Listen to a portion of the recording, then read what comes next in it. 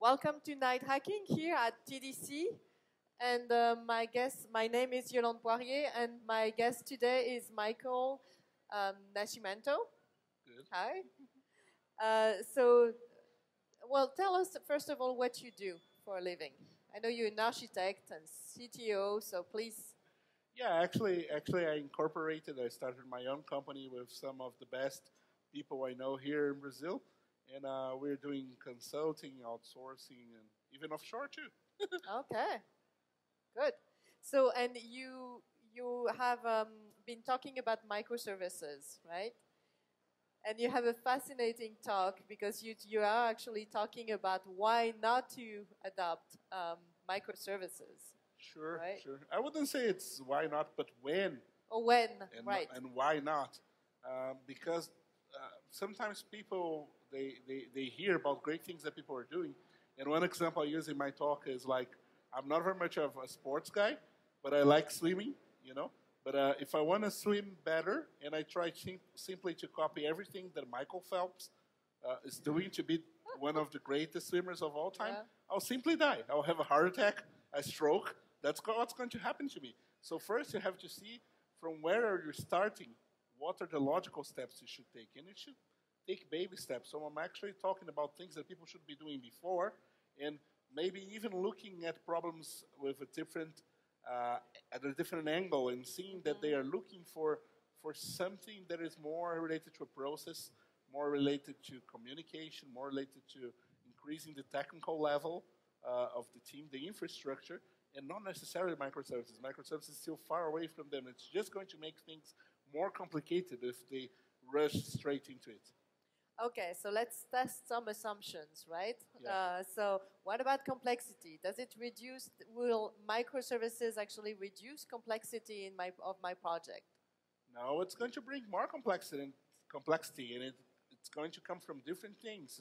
Now you have lots of services that are spread maybe in many boxes in a network that might be distributed in different zones, and and you have to somehow make all these teams and systems and services speak to each other. So it's going to bring more complexity. So one thing that I say is that if you cannot have uh, your application is not structured well enough as a monolith, if you cannot make that work as a monolith, you're just going to create greater problems that you don't even understand, now. So it's not like you're getting the spaghetti straight. You're just cutting the spaghetti. It's still just a bunch of spaghetti that you have. So you need to work on having some good architecture first. Then maybe microservices is going to solve other problems that you have. So the key is really is the application really just monolithic or not, right? Yeah. You should have good architecture first. Microservices is not a solution that is going to make your application have a great architecture out of Right. nowhere if it's not well structured today. Okay. So what about fast deployment? It should be like way faster because all my teams are like developing all those microservices at the same time, and boom. In theory, yes, but usually when we see that, it's because people uh, I was asking in my talk, for instance, and I was a little bit surprised. I knew that I would hear something negative, but not that negative. Most people they cannot get at least 9 of 10 builds working in an application that just has.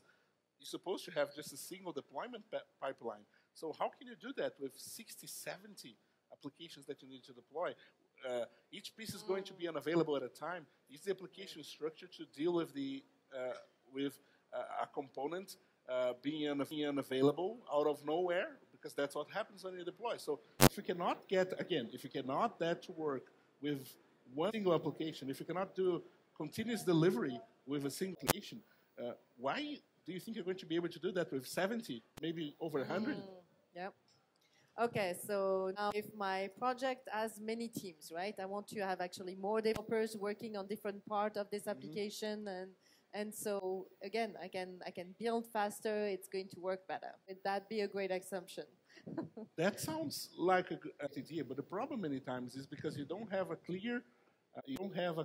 clear process and a clear channel of communication among the teams to make things work.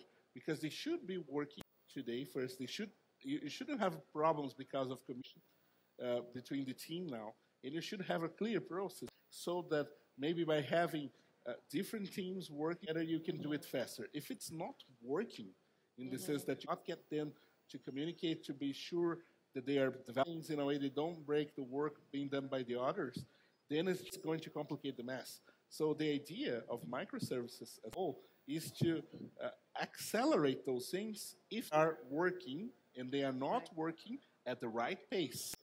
You see? And not to make them work out of nowhere if they do not work at all today. That's not the point. Okay. We can't force things to work if Exactly. it doesn't work already. Right? Exactly. You have to move from something that is working to something that works better, not for something that is not working at all. Right.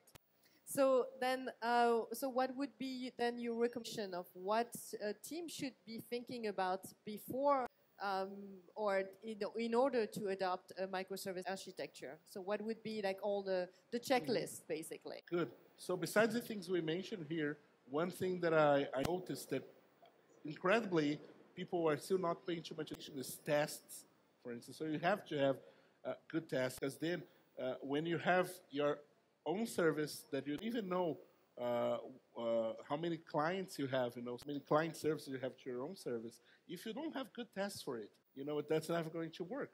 So you have to have good test coverage, and you really need to adopt DevOps and automation. You really need to have continuous delivery being done first, right? To have good monitoring set up, in your project. One that gives you the right alerts and doesn't give you false alerts, because if you get too many false alerts, you stop caring about it, So first, you have to have something that is working. And you are having problems with scalability, not because you don't understand the JVM or because you haven't tried, simply because now your application is really too big, it's well-structured, you have good deploy, and you have great communication across teams. But all of this is now a burden, and you need to scale it more. Not because none of this is working. If it's not working, you are going from a fat guy to trying to do a Michael Phelps routine. You're going to die. Right. Okay, so it's really you have to have like best practices, best teamwork, best testing, and then you can actually go faster and exactly. Yep. Exactly. They might consider it. Right. Well, thank you so much. Thank you for the advice. I'm sure this is going to help a lot of people. I hope so. Right. So thank you. Yeah, and if people want to know more about it, you have my Twitter handle here. So just follow me and ask me questions. Okay. Wonderful. Thank you. Thank you.